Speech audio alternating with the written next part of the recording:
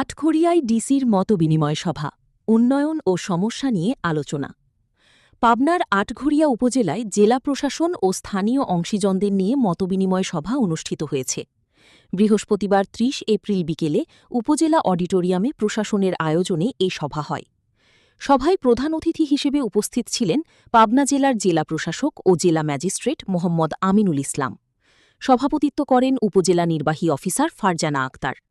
বিশেষ অতিথি হিসেবে উপস্থিত ছিলেন কৃষি কর্মকর্তা মাহমুদা মুতমাইন্না, আটঘরিয়া থানার ওসি নাজমুল হক, উপজেলা মৎস্য কর্মকর্তা, সমাজসেবা কর্মকর্তা ইসমত আরা জিরিন, উপজেলা বিএনপির আহ্বায়ক আতাউর রহমান রানা, পাবনা জেলা নায়েবে আমির মাওলানা জহুরুল ইসলাম খান, সাবেক উপজেলা মুক্তিযোদ্ধা কমান্ডার জহুরুল ইসলাম, আটঘরিয়া প্রেসক্লাবের সাধারণ সম্পাদক মোফাজ্জল হোসেন বাবুসহ রাজনৈতিক নেতৃবৃন্দ ও গণ্যমান্য ব্যক্তিবর্গ, বিভিন্ন প্রতিষ্ঠানের প্রতিনিধি।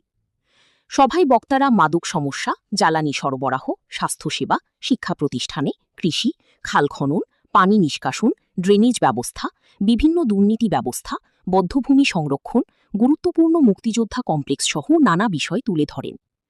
জেলা প্রশাসক মোহাম্মদ আমিনুল ইসলাম বলেন, স্থানীয় সমস্যাগুলো আন্তরিকভাবে তুলে ধরায় তিনি কৃতজ্ঞ এবং সমাধানে সবার সহযোগিতা প্রয়োজন মনে করেন। ইউএনও ফারজানা আক্তার বলেন, প্রশাসন সবসময় জনগণের পাশে আছে এবং যেকোনো সমস্যার সমাধানে সর্বোচ্চ চেষ্টা করা হবে।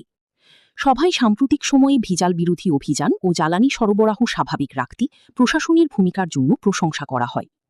অনুষ্ঠানে জেলা প্রশাসক আমিনুল ইসলামকে উপজেলা প্রশাসনের পক্ষ থেকে ক্রেস্ট প্রদান করা হয়। অনুষ্ঠানটি পরিচালক করেন যুব উন্নয়ন কর্মকর্তা আব্দুল হালিম।